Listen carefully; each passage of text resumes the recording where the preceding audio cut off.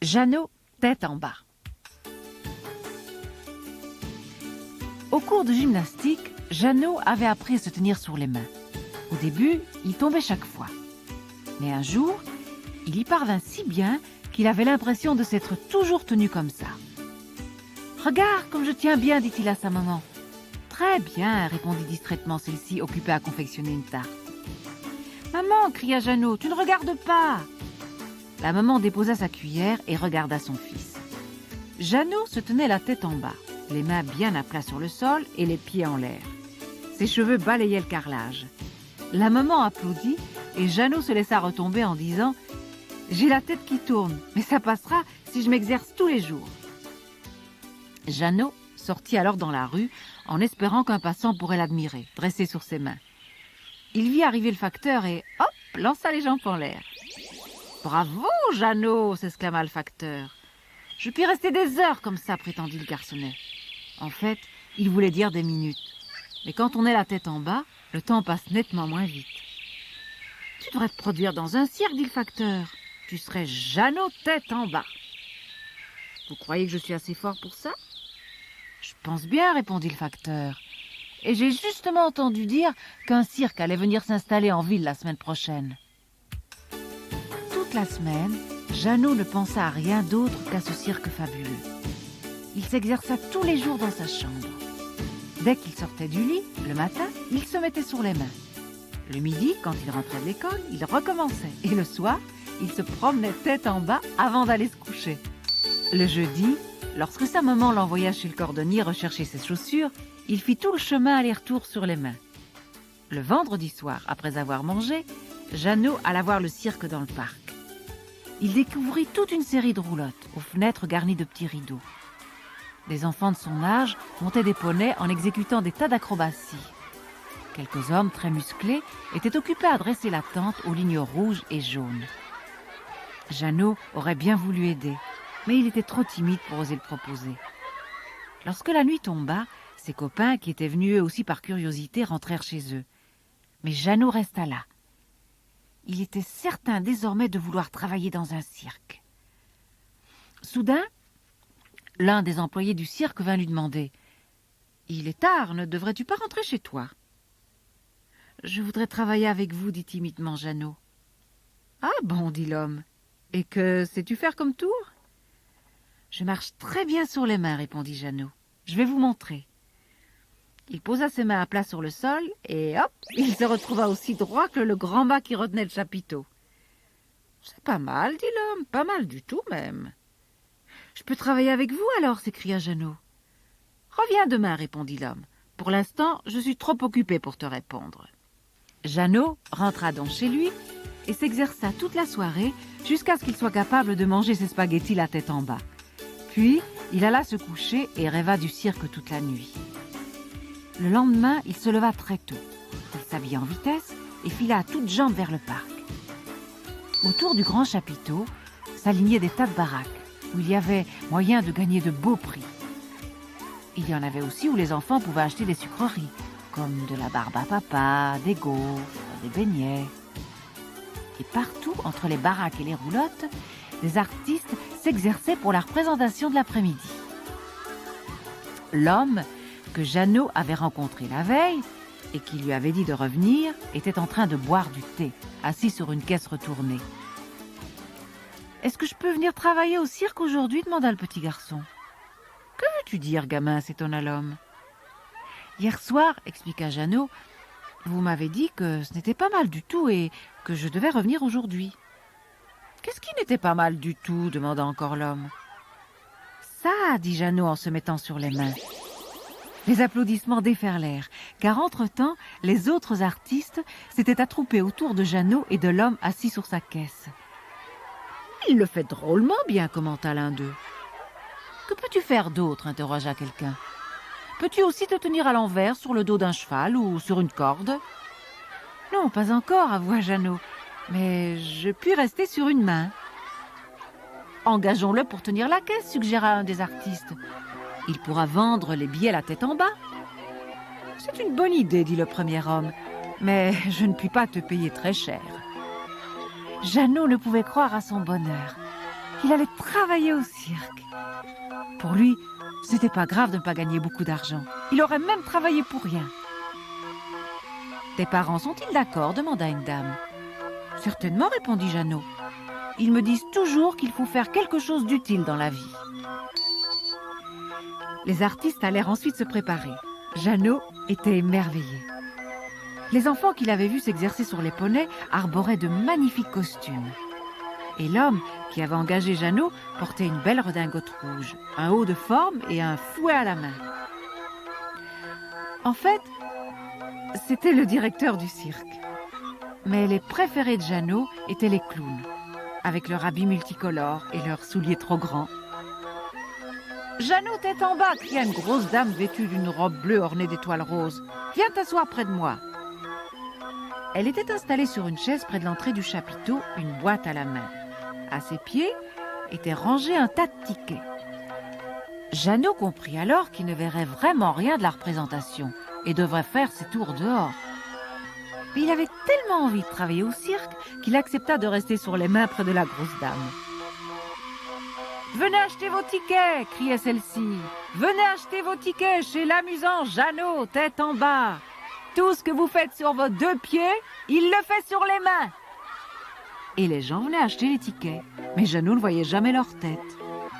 Il ne distinguait que des bottes ou des chaussures. Pour lui, c'était comme si la femme criait « Et 2 tickets pour le monsieur aux bottes en caoutchouc, et 3 pour la dame aux souliers verts, et 4 pour le petit garçon avec les sandales. » Ce n'est que lorsque tous les billets furent vendus que Jeannot put enfin se remettre à l'endroit. Mais il ne pouvait toujours pas aller voir le spectacle. Jeannot ne trouvait cela plus drôle du tout. Il écoutait les bruits qui provenaient du grand chapiteau, le claquement du fouet, le bruit des sabots des chevaux, et les bravos et les cris du public.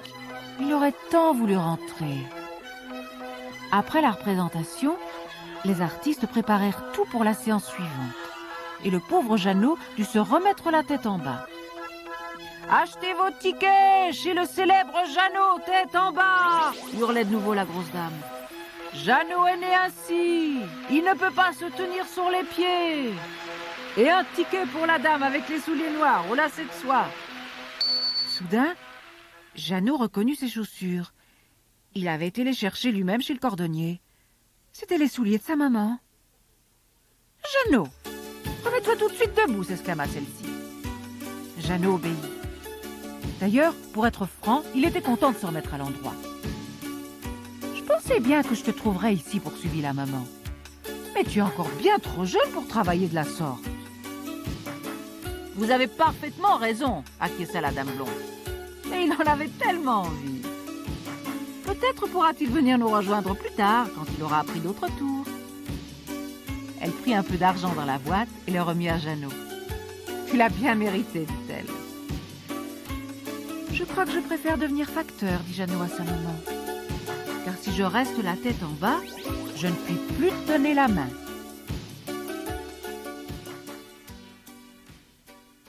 Le Noël du Père Noël. La veille de Noël, le reine Marcel, fort étonné, surprit le Père Noël qui essuyait 2 grosses larmes. « Je suis désolé, c'est ridicule, » dit ce dernier en se mouchant bruyamment. « Je pense que vous travaillez trop, » dit gentiment le reine Marcel. « La semaine prochaine, il faudra vous reposer, patron. »« Tu as raison, » répondit le Père Noël en essayant de sourire. Il se força à chanter. Tra-la-la-la, tra-la-la-la. Mais il n'y parvint pas. Alors, il se cacha la tête dans les mains et gémit. « Oh Marcel, je sais que je suis un vieux fou, mais je voudrais tant vivre ça un jour, une seule fois. » « Et quoi donc, patron ?» demanda le reine surpris. « La Noël, » renifla le Père Noël. « Tous les ans, nous rampons sur des toits glissants, dans la neige, pour aller de cheminée en cheminée, porter des cadeaux aux petits-enfants, et chaque fois, je dois faire des efforts surhumains pour retenir ce que chacun d'eux a demandé. Je pense qu'ils sont contents de moi, car je reçois chaque année un tas de lettres de remerciements, et dans ces lettres, je lis que les grandes personnes, elles aussi, profitent de cette fête. Mais moi, je n'ai jamais fêté Noël. Dès que j'ai terminé ma tournée, je suis tellement fatigué que je vais dormir. Marcel alla s'asseoir devant le feu et réfléchit un long moment. Si long que la neige accumulée sur sa toison se mit à fondre et coula sur le tapis. Tout à coup, il s'exclama « Cette année, vous aussi, vous fêterez Noël, patron, j'ai trouvé. » « Vous avez bien un tas de vieux vêtements au grenier, non ?» reprit-il. « Bien. Alors, cette fois, nous ne rentrerons pas directement chez nous, au pôle Nord, nous nous déguiserons pour aller festoyer. » Ce soir-là, lorsque le Père Noël eut fini de distribuer les cadeaux avec l'aide de son renne, il cacha le traîneau derrière les buissons du parc et tous deux attendirent que le jour se lève. Puis, plutôt nerveux, ils pénétrèrent dans les rues enneigées de la ville. Ils avaient mis des bonnets de laine et des lunettes noires et portaient une paire de skis sur l'épaule. Dans toutes les maisons, ils entendaient des enfants crier gaiement « As-tu vu ce que le Père Noël m'a apporté? Regarde, c'est super !» Marcel jeta un coup d'œil sur le Père Noël et constata que son patron rayonnait de bonheur. « Je crois qu'ils sont encore une fois contents de nous, » dit-il confus. Ils pénétrèrent dans une rue et s'y arrêtèrent devant le numéro 14. Marcel frappa à la porte avec un de ses sabots. Madame Dupont vint ouvrir. Ses 6 enfants étaient installés autour du sapin. Ils étaient tellement heureux des cadeaux que le Père Noël leur avait apportés que ces derniers en eurent les larmes aux yeux. « Bonjour, » dit gentiment le Père Noël. « Nous passions dans le coin et nous avons pensé venir vous souhaiter un joyeux Noël. Pouvons-nous entrer ?»« Je ne vous connais pas, » répondit Madame Dupont. « Et puis, c'est Noël, et je suis fort occupée. » Et elle leur ferma la porte au nez. Marcel et le Père Noël étaient très déçus. Mais Marcel n'avait pas perdu courage. « Allez, patron, dit-il, nous allons essayer encore une fois avec d'autres vêtements. » Ils retournèrent dans le parc et se changèrent. Déguisés en clowns, ils allèrent sonner au numéro 32 de la même rue. Lorsque Madame Legrand ouvrit, ils purent apercevoir dans le salon les 4 enfants qui jouaient avec le train électrique qu'ils avaient demandé au Père Noël. Ce dernier se souvenait encore des difficultés qu'ils avaient eues pour le glisser dans la cheminée. « Que voulez-vous » demanda Madame Legrand d'un ton bourru. « Nous sommes des clowns, » répondit le Père Noël, « et nous aimerions bien donner une petite représentation pour vous et pour vos enfants. » Mais Madame Legrand se mit en colère. « Le jour de Noël est une fête de famille et ne regarde pas les étrangers !» Et elle claqua la porte. Marcel et le Père Noël étaient très tristes, mais pas désespérés. Cette fois, ils se déguisèrent en chanteurs et entonnèrent des chants de Noël devant la porte du numéro 48. Au premier étage, une fenêtre s'ouvrit. « Allez-vous-en » hurla Monsieur Lebrun. « Mes enfants font déjà assez de bruit comme ça, avec ces horribles flûtes que le Père Noël leur a apportées. » Le Père Noël et Marcel n'insistèrent pas. Ils reprirent le traîneau et, sans un mot, rentrèrent directement au pôle Nord. De retour chez eux, Marcel ôta les bottes de son patron. Puis, ce dernier alla s'asseoir dans son bon fauteuil devant le feu. « Au moins, je suis certain que les enfants sont contents de leurs cadeaux, » déclara-t-il. Marcel lui prépara une tartine et lui versa un verre de bière. Le Père Noël dévora la moitié de sa tartine, but un coup et s'endormit. Sur la pointe des pieds, le renne Marcel quitta alors la pièce pour ne pas le réveiller. En fait, il avait imaginé tout un plan. 1 heure plus tard, le Père Noël s'éveilla et commença à s'étirer voluptueusement. Puis, il chercha ses bottes et vit que Marcel les avait mises devant la cheminée. Il alla les chercher et découvrit qu'elles étaient pleines à ras-bord de petits paquets. « Qu'est-ce que cela ?» s'étonna-t-il. Soudain, toutes les lumières de la pièce s'allumèrent et il entendit « Joyeux Noël, Père Noël !»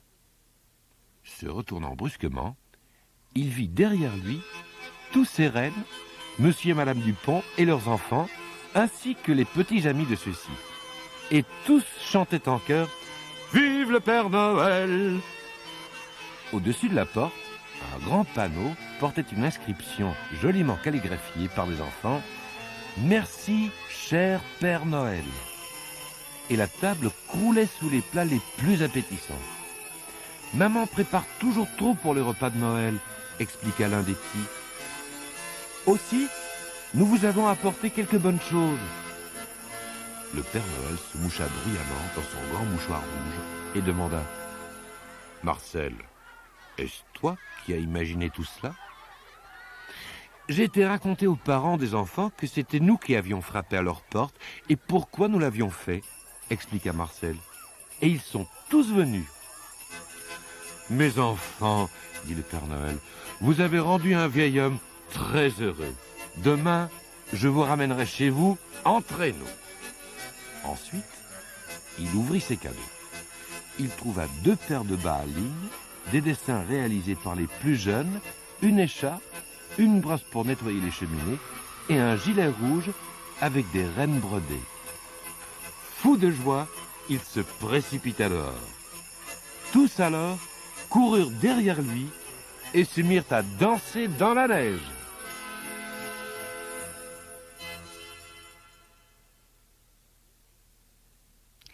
Bobby chez le boucher. Bobby était un amusant petit chien brun et blanc. Mais il n'était pas bien gros, car il n'avait pas de maître pour le nourrir. Cependant, Bobby savait comment soulever le couvercle d'une poubelle pour y découvrir des restes de nourriture. En plus, il avait toujours l'un ou l'autre os en réserve bien caché, et quand il ne trouvait rien d'autre à manger, il le grignotait en imaginant qu'il s'agissait d'un morceau de viande.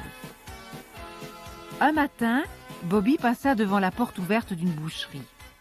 Cela faisait des jours qu'il n'avait plus rien mangé, et il mourait de faim.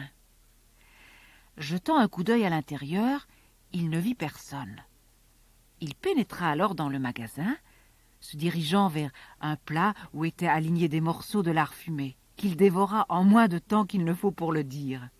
« Délicieux !» aboya-t-il, et il passa au plat suivant, des carbonades. Comme il terminait celle-ci, il entendit des pas. Il se glissa à toute vitesse sous la table où était installé le hachoir à viande. Le boucher entra et, à son grand étonnement, découvrit les 2 plats vides. « Je croyais avoir rempli ces 2 plats de lard et de carbonade, dit-il à haute voix. J'ai dû me tromper. Je m'en occuperai tantôt. Je vais d'abord faire de la saucisse. » Le boucher se dirigea vers la table sous laquelle Bobby était caché. Le chien osait à peine respirer.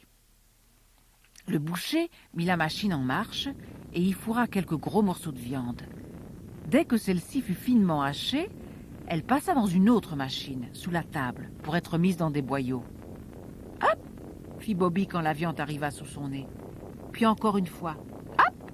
et « Hop !» Lorsque le boucher regarda à la sortie de la machine, il ne put en croire ses yeux. Aucune saucisse n'apparaissait. Il remit de la viande dans le hachoir, mais comme Bobby continuait à la dévorer, il n'obtint toujours pas de saucisse. « C'est étrange, se dit le boucher. Il faut que je vérifie cette machine. »« Oh, non, se dit Bobby, s'il vient regarder sous la table, il va me voir et me chassera, et j'ai encore tellement faim. » Il eut alors une idée. Il fourra l'os qu'il avait emporté dans la machine.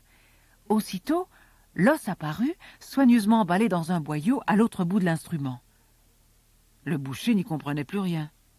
Chaque fois qu'il mettait de la viande dans le hachoir, il obtenait une saucisse ratée.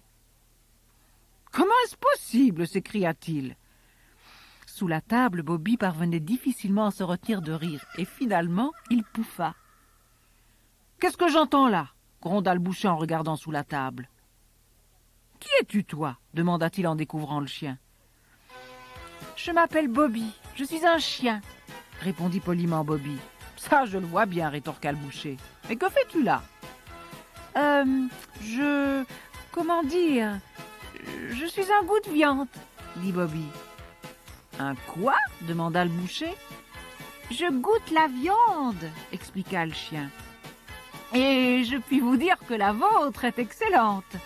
Vous pouvez continuer à la vendre en toute sécurité. »« Et comment ferais-je si tu manges tout ?» grommela le boucher.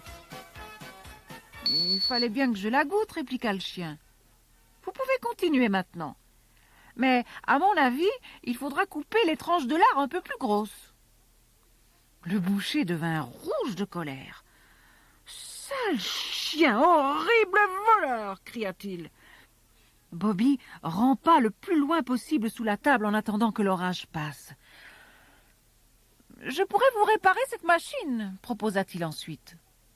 Il examina l'instrument, fit semblant de tourner quelques vis, puis retourna vite sous la table en disant « Vérifiez maintenant !» Le boucher remit de la viande dans la machine et de belles saucisses en sortirent. « Bravo, Bobby !» s'exclama-t-il. Et il se pencha pour caresser le chien. Il sentit alors combien le petit animal était décharné. « Pauvre bête, » dit le boucher, « tu dois avoir faim. Et c'est pour cela que tu as mangé le lard. » À son grand étonnement, Bobby reçut tout un plat de morceaux de bœuf, puis des tranches de foie, et pour terminer, une assiette de boulettes. Le boucher l'autorisa même à habiter avec lui. Le soir, avant d'aller se coucher, Bobby recevait tous les jours une petite tranche de lard supplémentaire. Et chaque fois, le boucher répétait « Et une tranche de lard pour Bobby, un peu plus grosse que d'habitude !»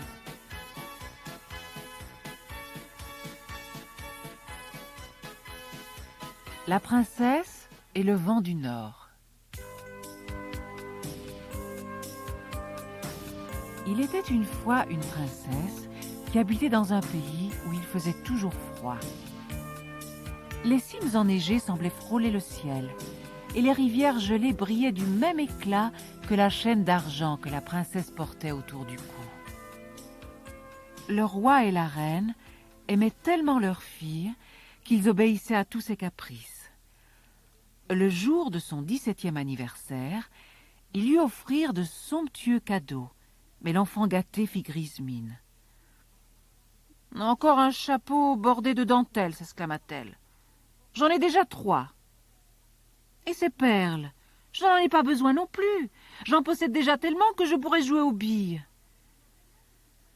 « Mais ma chère fille, qu'aimerais-tu donc recevoir ?» gémit son père, désespéré. « Nous avons parcouru tout le pays pour trouver quelque chose d'original.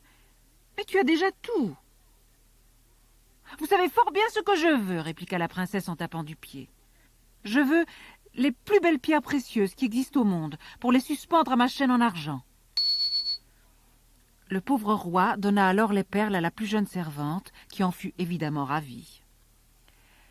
La princesse, qui avait été se coucher sans même toucher à son gâteau d'anniversaire, écoutait dans sa chambre souffler le vent du nord, qui chassait les lourds nuages de neige.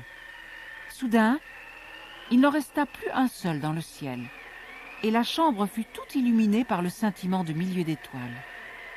La princesse se leva en plissant les yeux sous l'effet de cette trop vive lumière. « Viens à la fenêtre, » souffla le vent du nord, « et je te montrerai les plus belles pierres du monde. » La princesse se précipita. Levant les yeux, elle vit alors les étoiles qui étincelaient comme autant de pierres précieuses. « Qu'elles sont jolies !» soupira-t-elle. « Comme j'aimerais les porter autour de mon cou !»« Habille-toi chaudement et je te conduirai sur la route qui mène jusqu'à elle, » dit le vent du nord. Et il entraîna la princesse au pied de la plus haute montagne du royaume. « Monte jusqu'au sommet, dit-il, et tu réussiras peut-être à attraper un de ces joyaux. » La princesse suivit son conseil. Mais bientôt, elle eut froid aux pieds et aux mains. Et le vent du nord soufflait tellement fort que sa cape se soulevait sans cesse. Plus elle grimpait, plus les étoiles semblaient s'éloigner. « Elles sont merveilleuses, » admit la princesse. « Mais il existe certainement un moyen plus facile de les atteindre. »« Regarde vers le bas !» chanta alors le vent du nord. La princesse s'exécuta aussitôt. À son grand étonnement, elle vit que, au pied de la montagne, des milliers d'étoiles aussi scintillaient. « Je veux ces étoiles-là !» hurla-t-elle, et elle se laissa glisser. Les pierres pointues lui tailladèrent profondément les mains et les pieds et déchirèrent sa cape. Mais les étoiles qu'elle avait vues n'étaient que le reflet des vraies étoiles dans le lac que le vent du nord venait de geler. Arrivée en bas, elle essaya en vain d'en capturer une. Dans sa main, il n'y avait jamais rien. Le vent du nord se mit alors à souffler de plus belle. Il fit tomber la neige qui couvrait les branches des sapins. La malheureuse princesse tenta de se couvrir avec les lambeaux de sa cape et se mit à pleurer doucement. « Comme j'ai été stupide !» se lamentait-elle. « Tout est de ma faute. Je n'aurais pas dû être aussi avide, ni aussi méchante envers mes parents. » Et 3 grosses larmes coulèrent le long de ses joues, jusque dans son cou. Là, les larmes gelèrent et restèrent accrochées à sa chaîne d'argent. Soudain, le vent du nord cessa de souffler, et la princesse vit devant elle un charmant jeune homme. Il montra du doigt les 3 larmes, qui brillaient comme des diamants. « Mon père, le vent du nord, a voulu t'apprendre que tu ne pouvais pas tout avoir. Et moi, j'ai changé tes larmes en pierres précieuses pour que tu n'oublies jamais ce jour, » expliqua-t-il. Le prince prit alors tendrement la princesse par la main et la ramena dans son palais. Et depuis ce jour, la jeune fille apprécia le bonheur d'avoir des parents aussi gentils.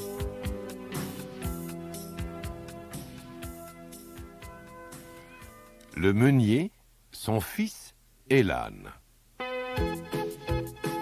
Un jour, un meunier dit à son fils: « Nous allons conduire notre âne à la ville pour le vendre au marché. Il est si beau et si fort que j'en tirerai sûrement un bon prix. » Et ils partirent tous les 3. Le meunier avait passé une corde autour du cou de l'âne pour le tirer.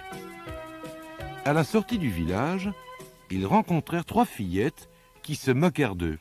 « Pourquoi ne t'assieds-tu pas sur l'âne ?» dit l'une d'elles au petit garçon. « Elle a raison, » reconnut le meunier, et il installa son fils sur le dos de la bête. Un peu plus loin, ils passèrent devant une auberge. 2 hommes buvaient de la bière assis à une table à l'extérieur. L'un d'eux dit tout haut à l'autre: « Regarde ce grand garçon qui se laisse porter tandis que son pauvre vieux père est obligé de marcher. Les enfants d'aujourd'hui sont vraiment bien trop gâtés. » Gêné, le meunier prit la place de son fils, mais quelques mètres plus loin, ils croisèrent un groupe de femmes. Celle-ci avait l'air furieuse. « Avez-vous vu ce mauvais père qui oblige son fils à marcher ?» s'exclama l'une d'elles. « Il devrait avoir honte. » Le meunier, sans hésiter, installa son fils derrière lui. Et ils poursuivirent leur chemin, tout en chantant gaiement. Quelques minutes plus tard, ils arrivèrent en vue d'une ferme. Un paysan, appuyé à la barrière, demanda au meunier: « Où allez-vous ainsi ?»« À la ville, vendre mon âne, » expliqua le meunier. « Quand vous arriverez au marché, » dit le fermier, « ce pauvre âne sera crevé, et vous n'en tirez plus grand-chose. Si vous étiez malin, vous porteriez cette pauvre bête jusque-là. » Aussitôt, le meunier sauta à terre. « Comment n'y ai-je pas pensé plus tôt ?» se dit-il. « Allez, gamin, descends et va vite chercher un gros bâton. » Et le paysan vit avec amusement le meunier et son fils accrocher l'âne par les pattes et le porter ainsi suspendu. Un peu plus loin, nos amis arrivèrent au pont qui enjambe la rivière. Les passants rirent beaucoup en voyant arriver pareil équipage. « Quel âne stupide !» s'écria un petit garçon. « Un âne, c'est fait pour porter les hommes !» Cette fois, c'est l'âne qui eut honte, car il savait que le garçonnet avait raison. Il remua pour se dégager, et les cordes qui le ligotaient se détachèrent. L'âne s'écrasa lourdement sur le sol. Lorsqu'il voulut se relever, il tomba dans l'eau, par-dessus le parapet, et le courant l'entraîna vers une île située au loin. Le meunier se gratta le menton, puis dit à son fils « Écoute-moi bien, gamin. J'ai appris aujourd'hui qu'un homme se doit de toujours faire ce qui lui paraît le mieux. Car si je n'avais pas écouté tous ces gens, j'aurais encore un âne et je serais déjà au marché en train de le vendre. Mais on n'est jamais trop vieux pour apprendre, n'est-ce pas ?» Et le malheureux meunier prit son fils par la main et rentra chez lui, jurant que la prochaine fois, il ne se laisserait plus faire.